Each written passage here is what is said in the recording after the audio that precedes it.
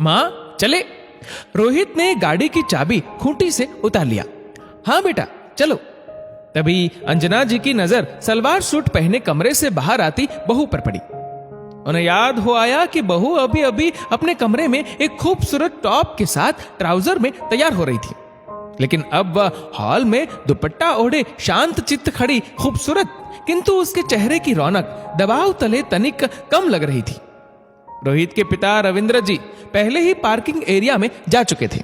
वैसे भी कॉलोनी में अपने खुद के घर में रहने वाले इंसान को बड़े शहरों के पिंजरानुमा फ्लैट के भीतर घुटन महसूस होती है, ऐसा उनका मानना है। बहू तुमने कपड़े क्यों बदल लिए? अंजना जी ने पानी का एक बोतल अपने लार्ज साइज बैग में रखते हुए आखिर पूछ लिया। माँ पापा के सामने सूट सलवार ही ठीक है, पत्नी को बोलने का मौका दिए बगैर रोहित ने जवाब दिया। मतलब बहू की अपनी पसंद की कोई अहमियत नहीं है, ऐसी कोई बात नहीं है माँ। फिर क्या बात है?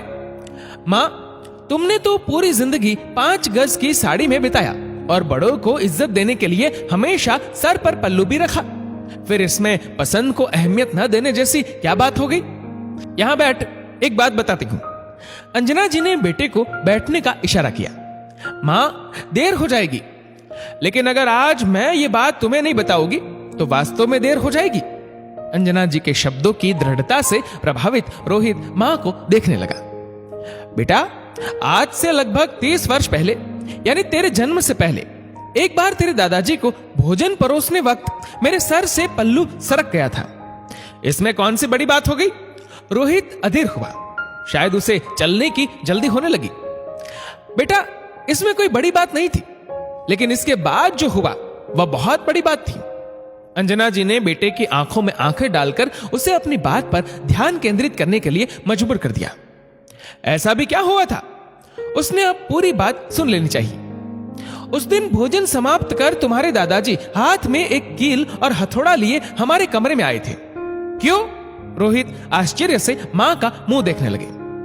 उन्होंने वह कील और हथौड़ा तुम्हारे पिताजी के हाथों में देकर उसे मेरे पल्लू के साथ मेरे सर में ठोक देने को कहा था, ताकि पल्लू कभी मेरे माथे से अलग ना हो सके। इतना कहते कहते अंजना जी का गला भर आया था और पल के आंसुओं को थामने में नाकाम होने लगी। रोहित मां को एकटक देखता रहा। बेटा तेरे पिताजी ने तो वो कील मेरे सर पर नहीं ठोका, किंतु मैं उस अदृश्य कील के साथ जीती रही, क्योंकि उसका प्रतिकार करने का साहस मुझ में नहीं था। मां की पूरी बात सुन रोहित मानो शून्य हो गया।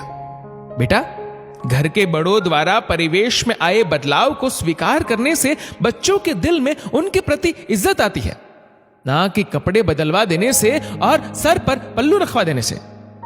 अंजना जी बेटे का हाथ अपने हाथ में ले अपने दिल के जख्मों पर मरहम लगाने की गुजारिश करने लगी।